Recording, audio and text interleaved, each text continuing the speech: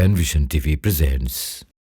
পিতামাতা যদি সচ্ছল হন, সম্পদশালী হন, এরপর কি সন্তানের উপর তাদের ভরণ পোষণ দেওয়া জরুরি কিনা? সন্তানের উপর ভরণ পোষণ দেওয়ার দায়িত্বটা হলো এই জন্য যে পিতা মাতার সেবা যত্ন, মনতুষ্টি তার দরকার। এখন পিতা মাতা যদি তাকে গিফট করলে তিনি খুশি হন, সন্তানেরও সঙ্গতি আছে দেওয়ার মতো, সামর্থ্য আছে, তাহলে পিতা মাতার খুশি তো তার খুশি। পিতা মাতাকে দিলে আল্লাহ আরও বাড়াই দিতে পারেন।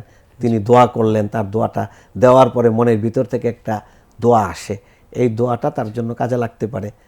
হ্যাঁ, এরপরে আছে কিন্তু খাওয়ার মতো সুযোগ নেই, ব্যবস্থা করে, মানে বিভিন্ন সমস্যা থাকতেও পারে, নাও থাকতে পারে। পিতা মাতার নেয়ার মতো টেন্ডেন্সি আছে নিজেদের ব্যবহারের জন্য। সেই ক্ষেত্রে সামর্থ্য থাকা অবস্থায় সন্তানেরও সামর্থ্য আছে, দিলে সন্তানের জন্য কল্যাণ, মানে পারস্পরিক খুশি করতে পারে, ভালোবাসা বৃদ্ধি পাবে, সন্তানের জন্য মন থেকে দোয়া আসবে, দায়িত্ববোধ বৃদ্ধি পায়। এটা দেখবেন যে মন থেকে একটা দোয়া ভিন্নভাবে চলে আসে। এটা যারা বাবা হয়েছে তারাও বুঝে যে সন্তানের কোন আচরণে মা বাবার মনের গভীর থেকে একটা দোয়া সেখান থেকে বেরিয়ে চলে আসে। আলহামদুলিল্লাহ, এটা খুব গুরুত্বপূর্ণ। এই জন্য উনি দিবেন, অসুবিধা কি?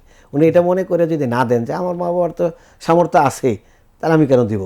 আবার অনেক সময় তর্ক করে, তুমি তো মা বাবাকে কিছুই দাও না, তাদের অভাব আছে নাকি? এরকম বলা দরকার, এরকম দরকার নেই আসলে বলাটা। বলা তো না যায়, সেটা ভালো ব্যবহার, এটা ভালো ব্যবহার হলো না তুমি। হ্যাঁ, তো সেই দৃষ্টিকোণ থেকে আমার সম্পদ তো মা বাবার ব্যবহার করার জন্য পারমিশন দরকার নাই। আল্লাহ রাসূল বলে দিয়েছেন, আনতা ওয়া মালুকা লিআবিকা, তুমি তোমার সম্পদ তোমার বাবার জন্য। অর্থাৎ বাবা আমার সম্পদের কোনো অংশ নিজে ব্যবহার করতে গেলে আমার পারমিশন নিতে হবে না। তিনি আমার পারমিশন ছাড়াই আমার সম্পদ ব্যবহার করার অধিকার রাখেন। এটা ইসলামী শরীয়ত অধিকার দিয়ে দিয়েছেন। সেই দৃষ্টিকোণ থেকে পিতা মাতাকে আমাদের সামর্থ্য থাকলেও দেয়ার এই সিস্টেমটা চালু রাখা উচিত। তাহলে আমার দেখে দেখে আমার সন্তান আমাকে দিবে, যেন আমার বাবা আমার দাদাকে দিতেন, তাহলে আমার সন্তান আমাকে দিবে। এটা একটা সুন্নাহ, এটা চালু রাখা উচিত।